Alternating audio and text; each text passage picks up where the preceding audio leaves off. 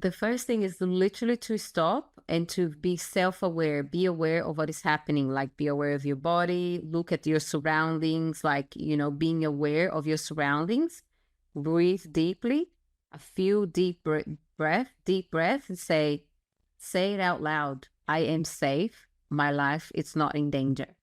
Because the stress, it's like there's a part of the system that believes that the system, the whole body, the being is in danger and it's going to die.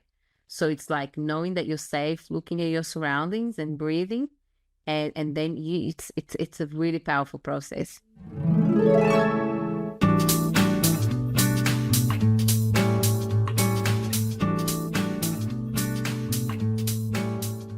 Rubia Lacerda, welcome to FEAR Unzipped. I've wanted you to come on for such a long time. And I remember I worked with you. I did a session with you. We're going to get into that later in this podcast because it was magical. So I do want to share that experience. But for the listeners, I want them to know that you are a channeler, that you are a quantum healer, and an ascension master. Those are all very big things. So we want to get into what that's all about and what does all that verbiage mean. So let's start with you and where you were. Maybe, I think you said back in 2018 or 2019, your life was different or things started changing for you. But can we start with before all this magic? I call it magic because I think it is. It's beautiful. I want to find out what your life was like before, and then what happened to you once you started getting into channeling and realized you had these abilities. And also feel free to talk about fears that came up for you or anxiety or stress with this whole process, because that's what this podcast is about. We are getting our fears out there and trying to vaporize them a little bit. So the floor is yours now. Amazing. Thank you so much, Sandi, for having me. I was so happy when I received your email with an invite. And wow, there's so much to share. So to answer your question about how was life before this magic, I currently live in Australia. I grew up in a small countryside town in Brazil. And I always felt quite outside of the box. I felt like I was different from others. And, I was born in the early 80s. So back then there was not internet or things that I could be referring to say, okay, I am not like these people. So it was a feeling. And from a young age, from early teens, I always say between 10 and 12, I remember having memories of being really interested in extraterrestrial beings. So I used to buy these magazines because, back then it was magazines. I used to buy the magazines about UFOs. And I was just obsessed with them. And no one taught me. There was no one talking about it. It was just me. Maybe I saw on TV one day and I was like, oh my God, I resonate with this so much. And then I started to really believe in life outside of Earth. And I would tell my parents, I'm not from this planet either. I'm from where they come from. And I was kind of joking, but I was serious. Like I meant it. And, obviously they thought I was joking. And when I was around the age of 14, 16, I started having really vivid dreams. So I would wake up, I'm sitting in bed, and there was a being there, like looked like human. Nowadays, I understand it was a hybrid. So which is a mixture of light beings or beings from other planets and humans. And I would be talking to this being, and then I would wake up. So I was astral traveling and accessing other dimensions and timelines on my sleep as a young teenager. So when I wake up, I freak out. And I'll be like calling out my mother's name, and she would come in and I'll tell her what happened. She'd sit there with me, and that happened for a couple of years, on and off, to the point that it was affecting me at school because I was exhausted because there was so much going on at nighttime. And then my parents said, what would you like to do? Because obviously you're not sleeping. And they invited a friend of theirs that follows this religion in Brazil that's called Spiritism. And they believe in life before and after death. They believe in spirits, in mediumship. So they invited their friend over And he brought all these books and he explained to me, Rubia, most likely you have mediumship abilities. Here, read these books. Oh my God, Sandi, when I started reading those books, that's when things really turned up. And then like the energy turned up, like it was the volume went up. I mean, it was a lot. I was experiencing so much. My psychic abilities were like so strong. I could if someone on the family passed away, I could feel them at home. And I didn't really have so much fear of that part because I thought it was exciting. I was a teenager. I was like, oh my God, look at me, I'm exciting. This is awesome.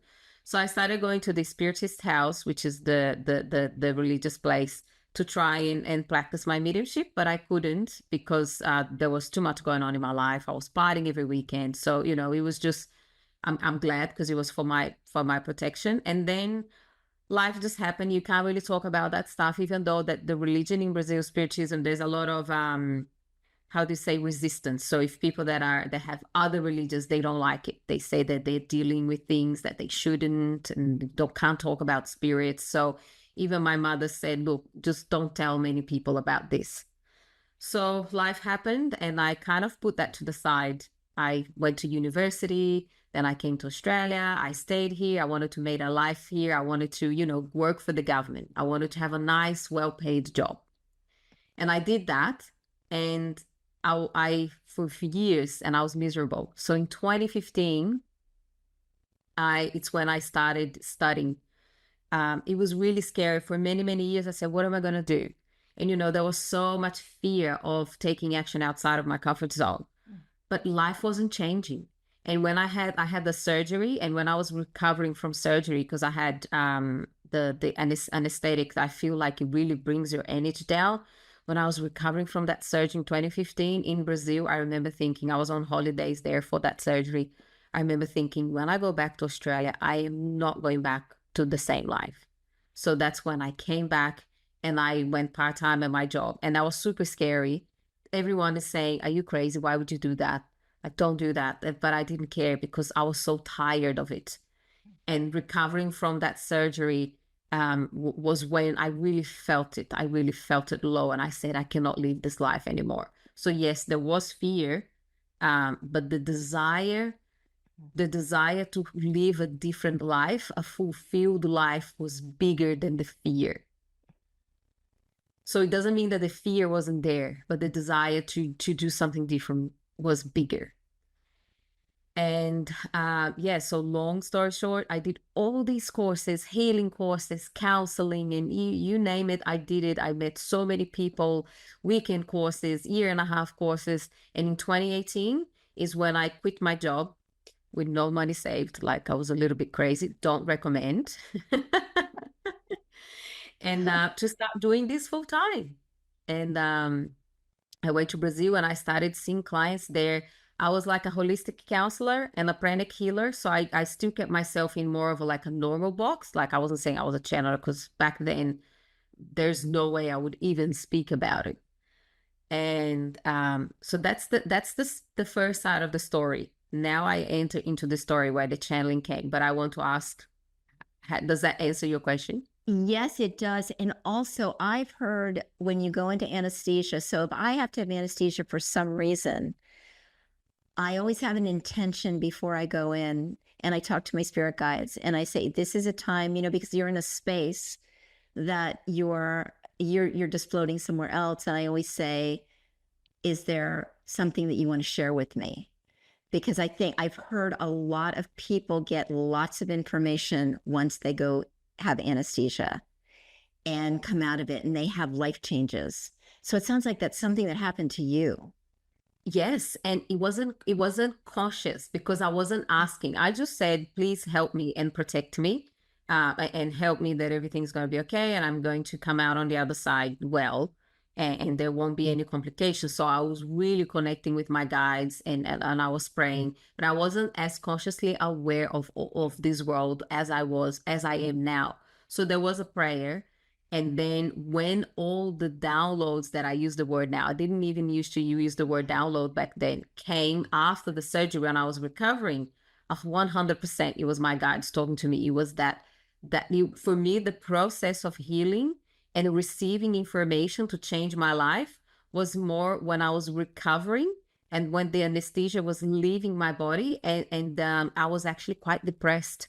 I had never experienced depression, symptoms of depression, and I feel like for a couple of days or even a few days I did, and I was like, wow, this feels heavy.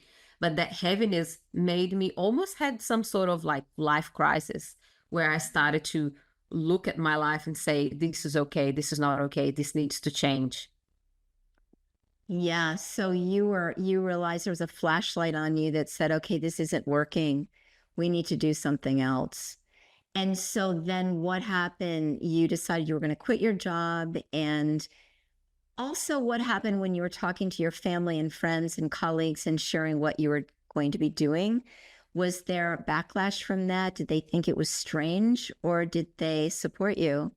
Look, most people around me at the time when I decided to start working part-time instead of full-time to study, some people would say, yes, go and do it, good on you, but what are you going to do for money? Are you going to be okay? Are you going to make enough money? So my family would be asking, is it going to be okay? Are you going to be able to survive on a part-time wage? So it seemed like most people, they said, good on you, go there and go for your dreams, because people know me. They knew that I wanted something more. And simultaneously, they were projecting their own fears of survival onto me, because it's everyone, like it's the biggest fear is the survival. Am I going to have enough? So they were projecting that, are you going to have enough? And even though I couldn't answer that to them because I hadn't experienced that yet, that lifestyle yet, I knew deep inside of me that everything was going to be okay. And no matter what happened, I was going to find a way to make things work and to survive and to have enough. Which is quite remarkable, Rubia, because other people's fears, and money is a huge one, a huge one. And when they start putting that on you, well, how are you going to afford this, or afford food or shelter or health insurance, or, just that when that fear comes towards you, it's really hard, I think, to stand strong in your own conviction. Yet if you believe if you have to, it's almost one of those things that the worst thing that could happen is I die. I have to do this. I have to try it and I have to do it. So I really, really understand that very, very much, because people can look at your life and go, well, you have a great life. You're beautiful. You have a great job. You're doing all these things, but that wasn't fulfilling for you. So what happened once you really stepped into it, into the full channeling? If you can kind of talk about your channeling, what that's all about, how that happens, that would be really helpful.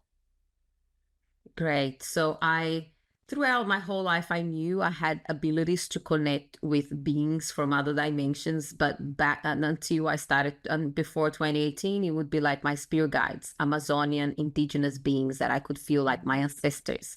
So I could feel them. And most of the time I got information through my thoughts. So I could hear them through my thoughts. So because it's been with me since I was very young, I learned how to discern that it was them, my spirit guides, talking to me through my thoughts.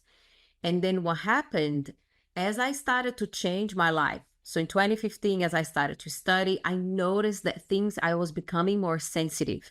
And the more action I took outside of my comfort zone to make things happen, to follow my soul's purpose, the more it was like I was opening up to receive more. So when I finished all my healing courses and in 2018 quit my job and started working as a healer, and I didn't have much work because I was new. I was putting myself out there, doing the best I could. I didn't hire a business mentor or anyone to help me. So I was just like shooting in the dark. And I was still having some clients and some experiences. And in those experiences, I remember I felt so strongly that the beings that were with me, my spirit guides, wanted to speak through me. So what I started doing, I would get my phone and start the record. I would close my eyes and they would come through. And there was a guy that's been with me my whole life, Indigenous, Amazonian, because I have Amazonian Indigenous background. He was speaking and it was so beautiful and it was so powerful. And I did that very few times, maybe 2 or 3 times per year in a couple of years, because I was a little bit like, this is not necessary, but it was so strong. And once I quit my job, I went to Brazil and I thought, I'm going to see clients in my hometown. It's a small town. They're all commenting on my stuff on social media. They want to know what's this about. And, there's just mainstream medicine there. So let me go there. So I went there and I had clients straight away. And I was booked every week for 3 weeks.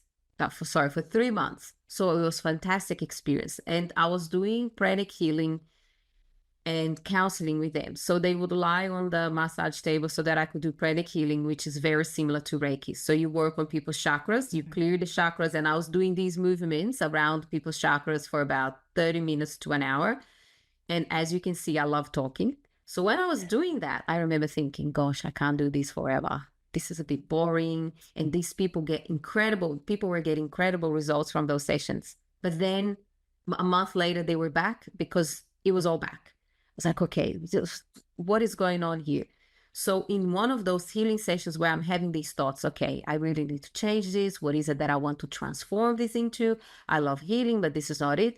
And as I'm having this conversation with myself, my third eye, I see, like, I close my eyes and I have lots of visions through my third eye. In my imagination shows me like a movie. And I start to see I start to see these beings, 5 or 6 beings, blue extraterrestrial beings. And they said to me, Rubia, we can work with you.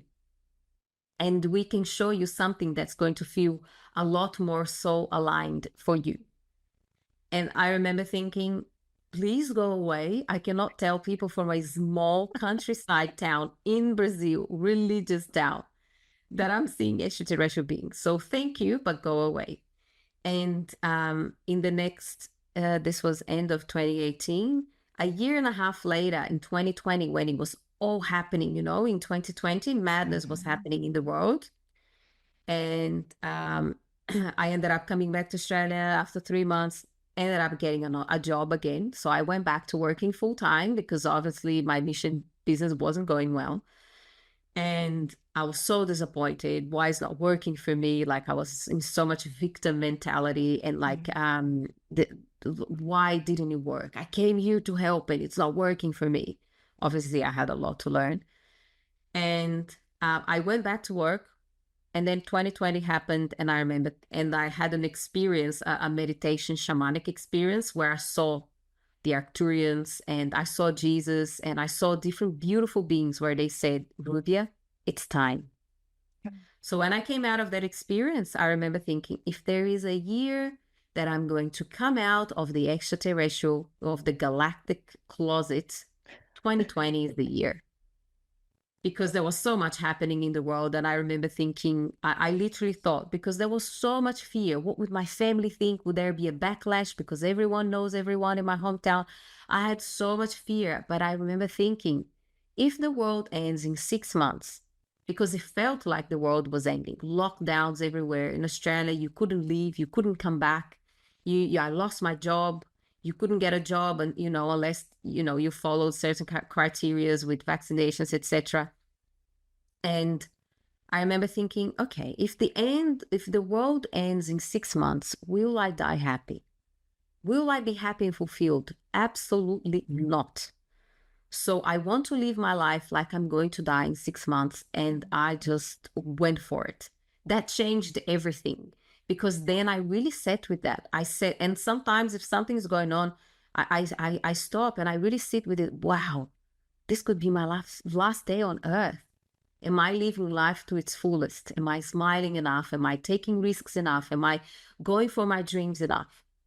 And that really changed everything. So it was around that same month that I had that thought, that I then came out and I shared with the world that a little bit of what I just shared with you. And I shared with the world that I channeled these beings, and I had an experience where I allowed myself to channel them for the first time. So I was able to channel, they came through, and it was a completely different experience, not completely different, but it was a different experience from when I channeled my other spirit guides. I was in a very deep state, and I had a friend with me, and the message that came through, it was like nothing that I've channeled ever before. And later on, a few months later, I discovered that it was the Arcturians. So I shared that with the world, and my post went not big viral, but it went a little bit viral for someone that didn't have many people watching or listening to me. People stopped and watched and listened, and I just had a lot of people get in touch, and that's what brought me to today. And it's not because I was channeling. I would really want to share this. It's because it was my soul's calling. So when I spoke about it, when I shared about it, people stopped to listen, because you can feel the frequency, you can feel the vibration, you can feel truth, and you can feel the integrity, because I am so passionate about it, and it's been with me since I was a child. So when I finally shared it, people could feel that frequency of like, wow, okay, let me stop and listen to this. And so many people resonated. I was in awe of the amount of people that said, I resonate with you, but I still don't think I could ever do that, because I am afraid of what others will think. And who are the Arcturians? So the Arcturians they are star beings from a star civilization, from a star constellation, Arcturus. So they look, if you research on the internet, you're going to find a slightly different information, like with everything. So the way that I explain, the way that, that I've learned through them, they are beings, some called, they say extraterrestrial beings. I don't like the extraterrestrial term, because I only use it so that people know exactly what I'm talking about, because I feel that it creates separation. But so I call them light beings, or beings of light. And they have been with humans from the beginnings of times, because there are timelines that they have lived on Earth before. And there are timelines that we live together. When I say timelines, I mean like parallel lives that are happening simultaneously with this one. And they are living, we have lived in communion with these beings in these timelines. So they have supported humanity before, and they are supported humanity now, because they have access to information, and they have access to a lot of things that we don't have access, or that we do have access through channeling, but a lot of people need that proof of seeing it. Exactly. Do you feel that we're getting right now a lot of galactic help? A lot, like never before. Yeah, I'm feeling that myself, because there's a lot of chaos, a lot of fear, a lot of confusion. And I do feel that it's stirring up the pot. We're getting a lot of help that's going to even us out. We're going to be much more compassionate world, and we're also we're elevating our frequencies. I can feel that. I mean, it's tangible. You can feel it. There are days when I feel the energies and frequencies so strong that it's like, it takes my breath away. And sometimes it's a lot. And I'll say to my guide or something, I need to slow this down for a minute, because do you understand that? It's just, sometimes it's so much. And I have some tools to work with it, but I think about people that don't really understand what's going on and don't have tools, that it can be really frightening and overwhelming. And you just think, okay, I don't feel right, but I don't know what it is. So when the Arcturians came into you, then how did you start working with them and working with people and helping people? And what were the main concerns that people were having? Was it fear and stress, or when your clients were coming to you? Okay.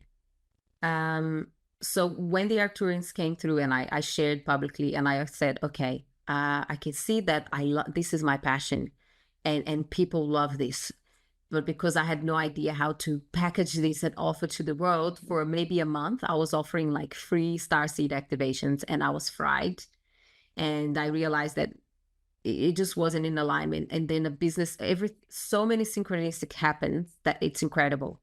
I met one person that introduced me to another person, then introduced me another person, and I met a business mentor. So I signed up to a 12-month Galactic business mentorship. So she wasn't just a mentor. She was, she helped people like me, or spiritual mentors and coaches and healers. And it was, wow, it was incredibly transformational. And so I had a lot of things I was healing a lot of things in myself. I was purging a lot of like ancestral things related to money, related to having a spiritual business and receiving money for it. I had so many limiting beliefs about that. And I was also attracting a lot of people like that. How dare you charge for your services? You need to give this for free. And this is one of the reasons why I went back to working full time once upon a time, because I was charging so cheap that there was no way that I could live on what I was making.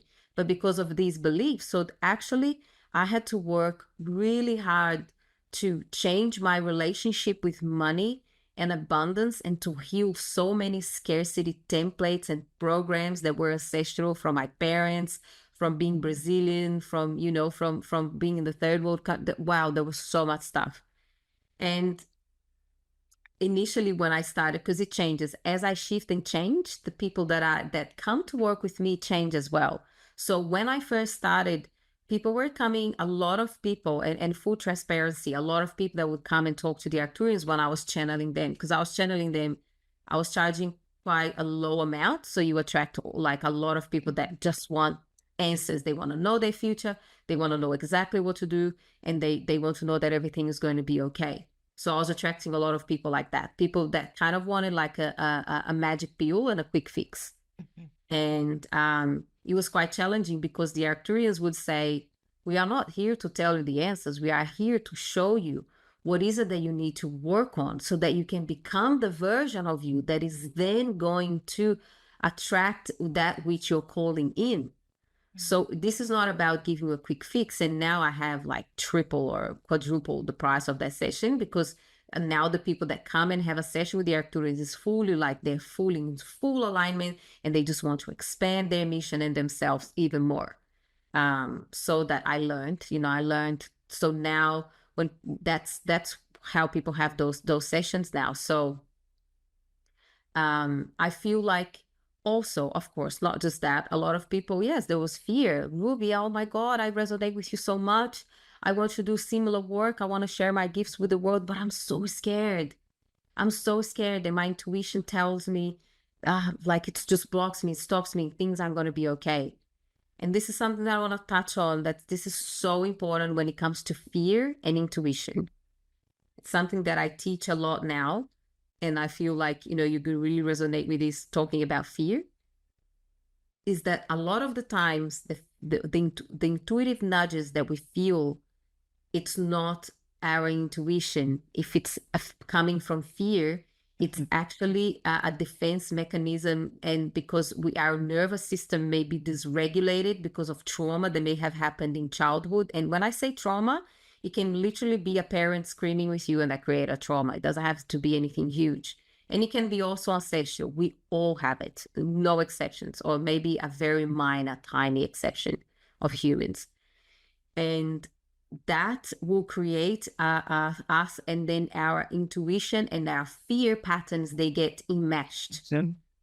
So I can give you an example. I was traveling overseas a lot in the last couple of months. And I had all these changes happen to my trip. I was actually meant to go to Las Vegas for a podcast interview, and then it didn't work out. And I remember thinking, this is funny, it was so hot in Las Vegas. And I remember thinking, I don't want to go to Vegas. Seriously, it's too hot to go there right now. I'll go there another time. It's not my vibe, I'm more of a nature girl. And so I remember thinking I wanted to go to Brazil instead, but then I would have to leave the States, go back into the States so that I could make my way back to Australia. And somehow I had this fear. If I do that, they're going to question me so much at immigration. Something's going to go wrong. Where's this fear coming from? I had no visa problems. I have an Australian passport, can come in and out in America, no problems. But I had this fear that I've had a long, long time ago, or that ancestors have, or that others have. It wasn't even my fear. And I almost did not go to Brazil because I was certain, my intuition was telling me that if I did, I wasn't going to be able to go back into America again to then make my way back to Australia. And I remember it was just almost this irrational fear. And I was about to make the decision. I spoke with a friend who is also a trans channel, and she helped me see beyond. She's like, Rubia, you are so guided. No matter what happens, everything is going to be okay. You're not going to go and see your family. You're just around the corner from them. why not? And I remember thinking, wow, where did this fear come from? Anyway, I did go to Brazil. Everything worked out. Went back to America, but came back to Australia. No problems at all. So this is I was so certain. And I love sharing that story because one, it happened recently. And two, so that people see that it can happen to anyone, even me that teach about channeling and intuition. Because fear, we are constantly purging it. And when we take that for me, it's given me, doing what I did has given me a whole new layer and a whole new level of confidence in myself, in life, and a lot more trust and faith in what's going to unfold. So taking more risks, because a lot of the times what I think is just my intuition guiding me. Well, no, that doesn't happen often, but if it's something that is big, like it's something outside of your comfort zone that you don't do often, like an overseas travel, it's like, go for it. That story resonates so brilliantly with me. And I do tell people, no matter how much you do this work and how much you know and the tools you have, it doesn't really disappear completely. You're going to have those moments, but what's super cool about those moments now is they don't last long for me. And I lived with a lot of anxiety all my life because I was picking up on other energies. I had mediumship abilities I didn't realize I had. So I'm getting all this information, but I'm so confused, growing up. So lived in a lot of anxiety. And I did a lot of work in neuroscience, and which catapulted my metaphysical side, my intuition. And what I found was I still get anxious. I still can get fearful, but it dissipates really quickly. And it makes sense. And I also say about intuition, if it's guided intuition that's coming into you, it's going to support you. It's not going to be mean. It's not going to be judgmental. It's just going to be information that whispers in through you. If it starts carrying judgment and ego and things like that, then it's probably coming from your own PTSD, trauma, whatever it is that we have. And we carry a lot with it. It's through ancestors. It's through lifetimes. It's where we're kind of starting to purge all this stuff now. So I tell people, at least, and I tell myself, don't expect this to happen overnight. But when it does start peeling away, like that onion starts getting peeled away, oh my gosh, it's a beautiful thing. This is where I'm going to share my experience with you. And I heard you on, and I've said this on a couple other interviews.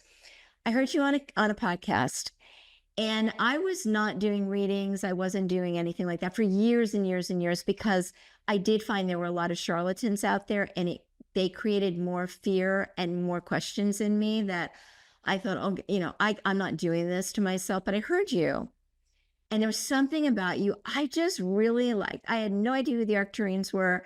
It wasn't that, but I feel frequency, I feel energy. That's all I really care about. Because I know then if it's an elevated frequency, the information that comes into me is going to be useful to me. So I heard you, I really liked you, and I went to your website and I booked a session, and I think you were fairly booked. And so I kind of grabbed, whatever I could. And you did, and it was a beautiful session just before I even thought of this podcast. And you did like a DNA healing, if that's what it's called. And you can explain it. After I share the story, you can please explain what you did to me, what you did. And anyway, it was so comforting and easy. And I can't really explain. It was just really a beautiful experience. So I did that, listened to it once, and put it away. Within that 6 months, before I listened to it again, because I listened to it 6 months later, within that 6 months, I started getting these ideas. My guides are telling me about this podcast and about how important it is, and it has to be about fear, and it's about healing, and we're all healing together, and it's not for you, it's a community, and all this information is coming in. And I'm thinking, okay, I'm listening. And then other people are telling me this, and and all these signs were coming in. So I thought, I think I'm going to listen to Rubia's session again. 6 months later, I actually forgot about it. 6 months later, I find it. And I listened to it. I'm getting chills throughout my whole body right now. And whatever happened to you, because I know something happened to you during that 6-month period where and you're going to share that with us, you went through what some call a dark night of the soul, yet Lee Harrison Disease call it a dark night of the humans, because they say the soul doesn't go dark. And I rather love that. So people are going to hear me say this a lot. I think I've said it already 3 times, but so a dark night of the human. And then you transcended exponentially higher on the other side. Something happened to you. Well, that came through my reading, which was 6 months prior. Those frequencies, because you can't hold frequencies down, they came through. And that reading, when I listened to it 6 months later, was like, whoosh, this thing went through me and I got so much clarity, Rubia. And then my podcast started gelling. And I still didn't know what the hell I was doing. Like, I wasn't thinking about doing a podcast. And I had fear about putting myself out there because people knew me in another light. I didn't share this side of me. So, but I had to do it. My soul is telling me I have to do this. It doesn't matter what happens. I have to do this podcast. So can you share with us what happened, what you did to me or with me, or my soul accepted, what happened during your dark night of the human, and kind of elaborate on that. I love hearing that so much. You did share with me via email and messages, but now hearing you say that, it just, my heart, I was like, I had tears in my eyes and warms my heart. Like, this is why I do this. Look at this. The ripple effects of the healing and of change and transformation, it's like known and unknown. So I love that. What we did, I am pretty sure the session you had, it's what I call quantum transformational breakthrough. So it's a DNA, it's like a healing that it works on a DNA level, because you have your energetic. So I'm working on your energy field, and your energy field is everywhere. So when I work with this quantum breakthrough on a DNA level, I'm working on the energy field of the DNA. And it is magical, as you experience. I've had countless incredible stories of healing and transformation that is not just overnight. For a lot of people, I've had multiple people 6 months to a year later say, oh my God, all of this happened throughout this time, or this one big event happened throughout this time. And so what we're doing is, when I do that work, what I do is how I got into that work is because my mission was never working, right? Mm-hmm. And I heard a woman speak about it, the unconscious patterns that rule our life, the unconscious patterns that we create to protect us. So they come from fear.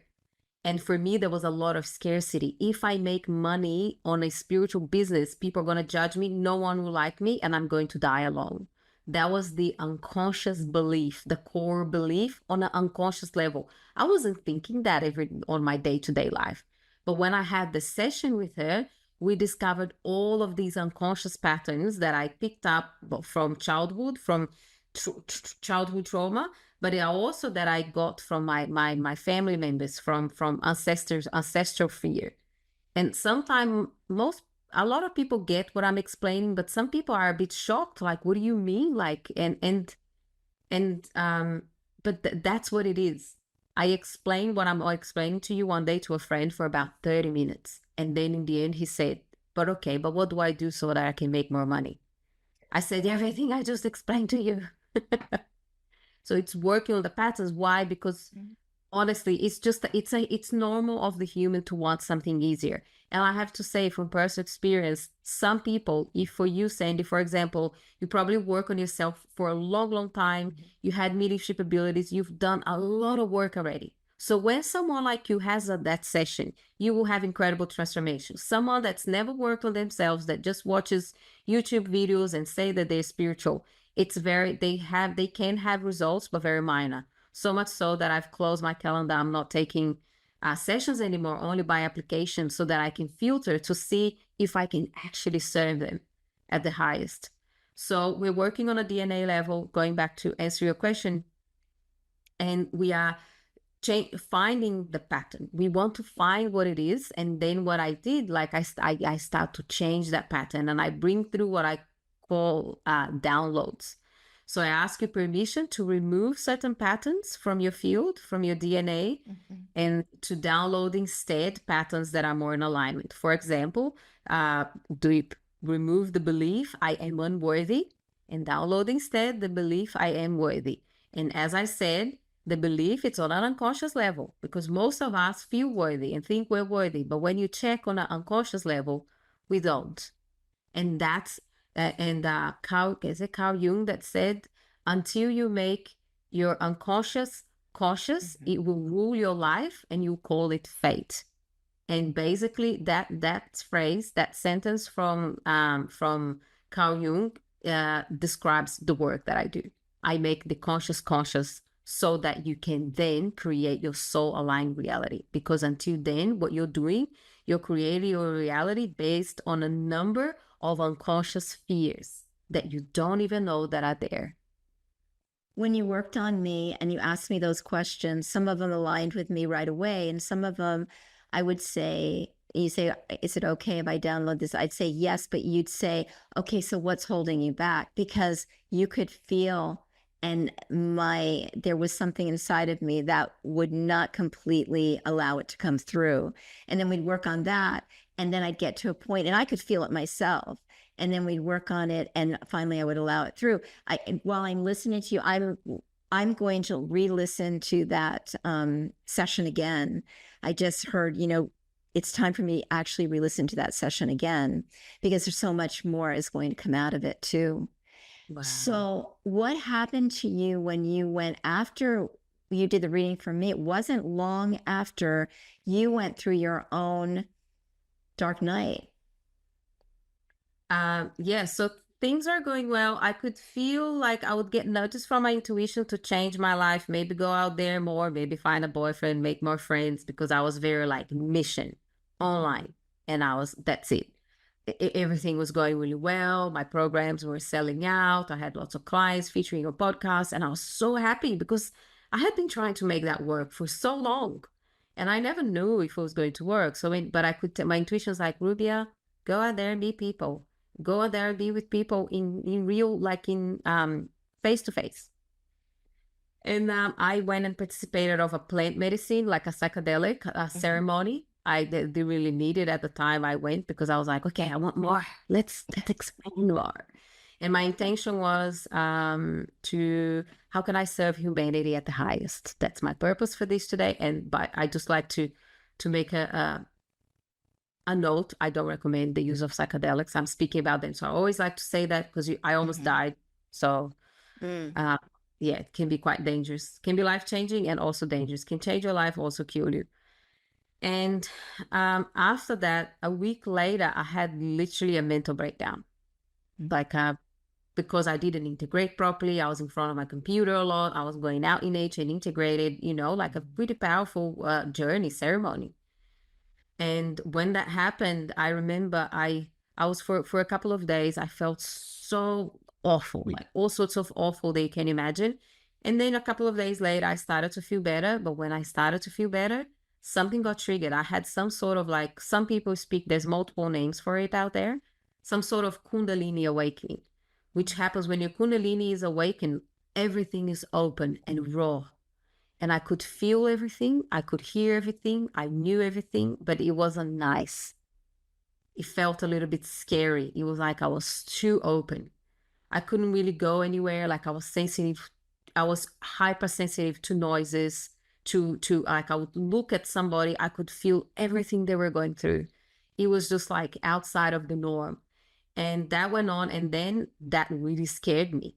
And then I started getting ringing in my ear, like tinnitus. And I was Googling it, and never do that when you get tinnitus, because they say that there's no cure, that people kill themselves because of it. It's awful, the information that's on the internet. And I went to the doctor. I don't know why I wasted my time, because it was completely useless. And they're like, yeah, it's going to be like that forever. And maybe you get a head scan or whatever. And I did go to check, make sure there was nothing wrong with my ears, but it was just, everything was happening with my health. I lost so much weight. I'm a pretty small person already. I couldn't eat properly. And then my nervous system was like jacked. There were nights that I would just lie there and I could not sleep. So I would wake up the next morning and feel like I'm going crazy because I wasn't resting. There was so much going on. I'm so sensitive. And then so every couple of weeks, something changed. So I had really bad anxiety, that I could sleep, that I had really awful depression. I didn't know why. And there was a sadness and just an apathy that I've never experienced in my life. So I was experiencing a number of things. And then one of my friends, who is a beautiful mentor as well, she said, Rubia, you can't speed up this process. You're basically going through spiritual awakening, Kundalini awakening, whatever it is that people call. Some people call it the dark night of the soul or the human. I love that expression. And you just have to sit with it and accept. Because if you accept yourself and everything's okay, but you don't when it's not, what does that say? That when people that are working with you, you're like trying to fix them super fast.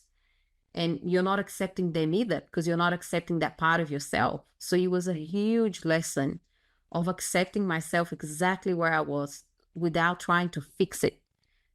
Because I was doing too much. I was seeing too many people and people to try and, like, practitioners to try and help me. Like, what is wrong with me? When am I going to be happy again? I asked that question over and over to people. Do you think I'm ever going to be happy and excited about life again? Because I am a very happy, excited person. So that was a shock. So that went on for about 6 months. It was honestly the hardest time of my life ever. And I don't know if it can be worse. Anything can be worse than that. And I realized in Australia, I said, okay, I just need people to look after me. I need love and attention, and I don't want to think and do anything. So I went to Brazil to spend time with my family, and that was the best thing. And I stayed there for 4 months, and that was the recovery period. And when I started recovering, oh my goodness, that's when, like, this power, this strength, this confidence came out, and I was just, yeah. Now it's been 12 months and 4 months, so almost a year and a half later from when it started to happen. It's the most confident and it's the most aligned, the most powerful that I have ever felt. And simultaneously, that part of me, the really vulnerable part that is there, I give her more attention now, because it doesn't mean that it goes away. But I am a lot more sensitive. I used to ignore the negative, the low, like I didn't like that because that's so not accepted by society, the fears, the things. And now I can look at those parts of me and of others with so much more love and acceptance, because it is part of being human. That's a remarkable story. And do you feel that it was something that, well, obviously your soul had to do that. It had to just stop you in your tracks, because you have a lot of work to do, a lot of positive work for the world. And it had to kind of recalibrate you. Do you think that's what happened? 100%. Because I experienced burnout as well. So I was experiencing burnout because I couldn't do anything. I didn't care about this work. I thought maybe it was this work that did that to me. I went to, like, Christian church, and I went to Catholic church, Christian church. My Christian friends were trying to convert me. If this channeling thing is not good, get out of that word. And I seriously thought about it. I remember thinking, I just want to be a normal person and live a normal life. And that's it. I don't want this channeling word, nothing to do with this anymore. But obviously it didn't work. I was like, I've experienced too much. I love it and I'm passionate about it. It was fear. And sorry, what was your question again? No, I think you answered my question, but so it's your mentor that said, take a deep breath, Rubia, sit back. You're on a ride. Just go with it. Don't fight it. Go with the flow of the river. Don't try to go upstream. Just go with the flow. Now, I've experienced that, not on that level by any means, but now when I do get triggered, the first thing I do is take a really deep breath. And then I'll just go, okay, just go with it and honor whatever is coming in. I was talking to one of my guests, and we were talking about, and actually my guides told me this, that galactically, we're really respected here as humans because we get to experience all the emotions. So it's not harmful to experience fear and anxiety and all those things unless it becomes debilitating and it takes over your life. But it can also guide you in certain ways. You know, you're not going to walk down a dark alley at 2 a.m. in a dangerous area. You know, that's really legitimate fear. That's stopping you from doing that. So there are some positives and negatives. It's just when it takes over. Even my doing this podcast and putting myself, like I said, out there, I had to really think about that. Do I want to do that? Well, you know what? This podcast is too important. Unzipping fear is too important to me that I have to do it. So now that you've gone through that, and was there a light switch? Because I say with me, I remember a light switch that went off that changed my life. Was there a day or a moment when you just went, whoa, I get it now? Well, when I was going through the really hard time, like, because you said earlier, like, how did that change you? I remember there were things that I was already thinking about, but they weren't priority. So when I was just literally sitting or lying on my couch, unable to function, I had a lot of time to think. And unfortunately, you know, it was very painful because I had to sit there and think, oh my God, why am I living in Australia so far away from my family? My parents are getting old. Oh my God, I didn't have kids. Maybe I want to have kids. I need to have kids now. And do I want to get married? And like all these things that I never thought about. So having sat there and thought for things for a long time, that gave me the ability to really make changes in my life. So that's why I spend all that time with my family. I've never traveled out anywhere. I was very afraid of traveling. I had all these fears that if I travel, people are going to steal my luggage, or I'm going to lose my luggage, or I'm going to get mugged, and it's unsafe to travel alone. And a few months ago, I traveled overseas for 2 months alone, and I had the time of my life. And the only reason why I did that travel is because now I think if last year I didn't go crazy or I didn't die with that spiritual, I call it spiritual awakening or dark night of the human. I'm going to say that now. I am going to live my life. And even before I went traveling, there was still fear there, but I remember thinking, I am okay. I know that those fears were like irrational fears. So it has changed my life in ways that now I follow the guidance that was there, that I ignored for a long time. Rubia, baby, you should travel. Rubia, baby, you should make time to go and meet people. So now, Rubia, maybe you should work less. So now I make sure that I take the weekend off and that I take my evenings off, because if you let me, I will just be in front of my computer doing work, talking to people, signing people up into my programs. I'll just be doing things related to my mission. And now I make sure that I take that time off, that I immerse myself in nature for at least 1 full day of the week, immersed in nature, because that's really good for grounding, especially if you're channeling. And I do my best to connect more with humans on a face-to-face. That's still something that I'm working, because I can be quite sensitive. So, I can't go to places that's full of people. And even those stories, I try to rewire them. But it has to be a place that is a pretty clean energy, because Sandi, this is other thing that happened after. Everything has become heightened after that experience last year, which means that everything is more sensitive. So my channeling, it's more on point. My intuition is more on point. And so is where I can be and the people that I can be with. So which means I'm more sensitive. I can feel more the energies, and even the frequency of food. I walk into a restaurant, I can feel the frequency of the food when I walk into the restaurant.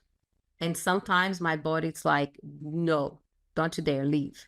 And I didn't have that before. Now it's very strong. So much so that it's it's very rare that there's a place that I like to eat out. Oh, that's fascinating. You know, something that I was telling a friend the other day about this podcast, and I've been talking to beautiful people like you, really beautiful visionaries, which I'm so grateful for. But something's happened to me. So just being in the presence of you and the presence of some of these people, I find that my abilities have heightened just in this space. And I think other people that listen, I think that they're going to have the exact same outcome from it. But it's really palpable and even tangible for me that I can feel my decision making is faster. I'll read that energy faster. I won't do so. I absolutely will not do something if it doesn't feel in alignment for me. And I too cannot be in spaces with tons and tons and tons of people. I'm really not comfortable with that. I can do it for a split second, you know, for a few minutes or something, but it's not like going to a concert with thousands and thousands of people. I right now does not feel like a comfortable space for me. And I spend tons of time in nature. It is so grounding for me. And of late, trees have been communicating with me. So the wisdom is the other day I was just in tears. The wisdom is just so beautiful. And again, I find that when I get channeled information or it goes through me, I have to sort of write it down right away because I can't remember it. It just flows through me. And then if I go back 10 minutes later and I went, oh, what was that? I can't remember it. So that's been interesting, really interesting for me. So I have to jot down something right away if I want to remember it. So now are you feeling that it sounds like you're in the best place you probably have ever been in? It feels like the best place, and it's also a place of what do I do now? Which country do I want to live on? Because in the past, I would be very attached to my location and my safe location because it felt safe where I live in Australia. Whereas now, I'm no longer obsessed with safety because that, you know, all fell apart last year, which is great in a way. I am more like, where is my soul aligned place on this planet? And I'm currently in the process of discovering that. And how are you doing that? Because that sounds amazing. And I love it because what my intuition, my beautiful guides share with me, they're like, Rubia, you go through initiations like everybody else. So I know that I'm not given the answer, because if I was shown the answer to everything, it would be so boring being here. And simultaneously, I'm able to tune into I know there are multiple timelines. There's the timeline where I stay in Australia. There's one I moved to Brazil. I'm not happy in Brazil, so I'm not moving there. And there's one where I meet somebody where we're moving together to a certain country. So I like that one. That one feels exciting. Because for me, like I've known I want to have a family. And it's something that I never really focused on because I had fear. Once again, the fear, because I was telling a friend the other day, I was like, wow, now, because my whole life I said, I don't want kids. Kids is too much work. How could I have a child? And I would see parents with child and the child runs a little bit. And I'm like, oh my God, look at that child running. Is anyone going to go there and get that child? Because I had so much fear in my system.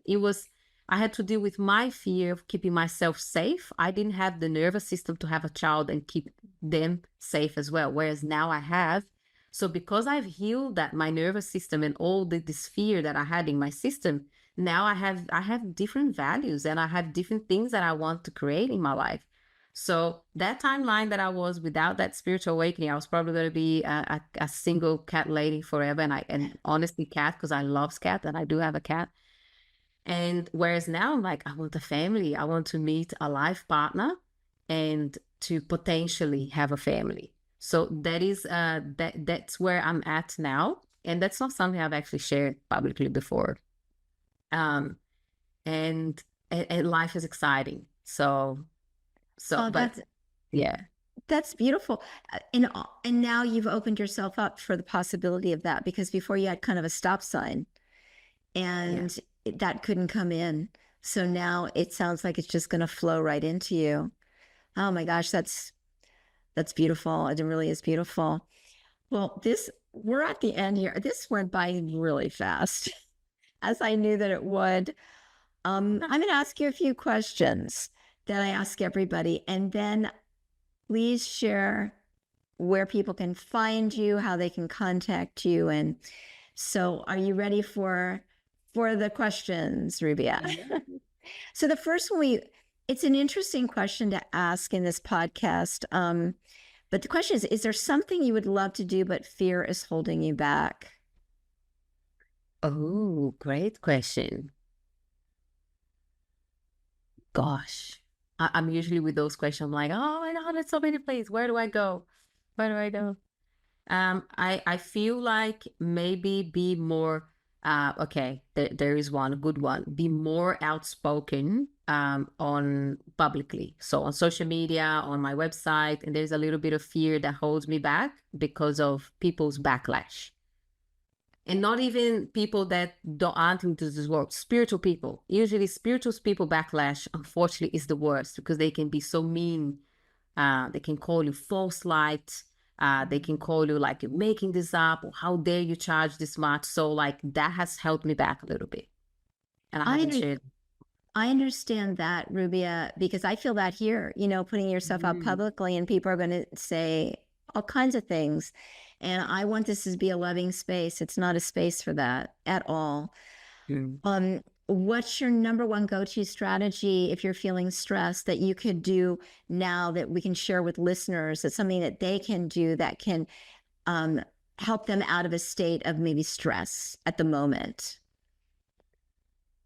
The first thing is literally to stop and to be self-aware, be aware of what is happening, like be aware of your body, look at your surroundings, like, being aware of your surroundings, breathe deeply, a few deep breaths and say it out loud. I am safe. My life, it's not in danger.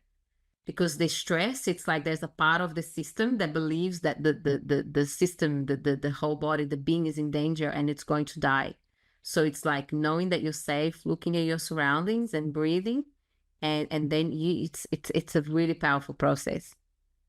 Yeah, it gets you into the parasympathetic state of rest and digest. That's beautiful. This is funny. Do you have a quirky habit or something that you do or a hobby that people wouldn't even expect that you would do? Oh my God, a hobby or a habit? Oh, or something quirky. And if you don't, that's okay too. Oh, I'm sure I have it. I can be a very quirky person. I've had clients give me testimonials and say her quirky way, makes it more interesting to learn from her. So, there's a few things. I talk to my cat every morning and I make her songs. So I sing songs to my cat that are like, she has a few songs that have been made specifically for her, and I put on the cat voice. There's the little Munchkin, and there's the her tail never stops. Well, that one's perfect.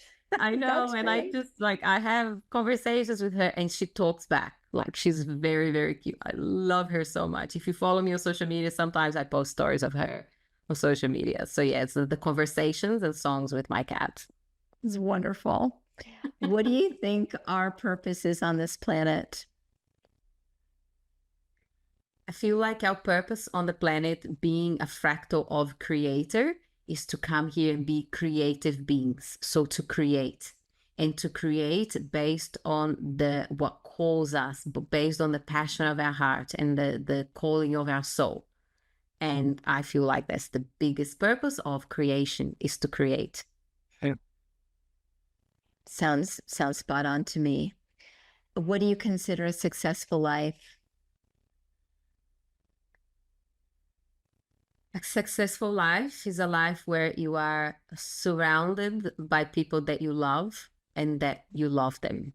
Because without other humans and without people, I personally believe that there's no point being here. To love and be loved is what I say. Yes. Yeah. Okay, finish this sentence. In the past I was, and now I am. I'm going to say the first words that came up. I love that. In the past, I was stubborn, and I now flow with more freedom. Perfect. Oh, that's a great mantra. Flow with more freedom. Beautiful. Mhm. It even has transliteration. Well, Rubia, it's been a joy. It's just been a joy to be with you and to see you again. And where can people find you? Because I know people are going to want to connect with you. Amazing. The best place to find me, there's a few places. If you go onto my website, you're going to find all the links there. So rubialacerda.com. And I post a lot on, not a lot, but I keep active my social media. So Instagram and sometimes on YouTube. So I would say my website and my Instagram is where you're going to see all the action. Perfect. And we'll put all that in the show notes too. So it has been an honor, a privilege, a joy to have you here. Just love you to pieces. And thank you so much. Likewise. Thank you for having me. That was fantastic. And I could have done it for another 2 hours. So. Oh my gosh, so could I. See, that's the problem. I could just keep going, but we'll do it again. You'll just come back. So it's going to be perfect. For sure. Okay. Thank you so much. Sending so much love. Mwah. Bye. Bye.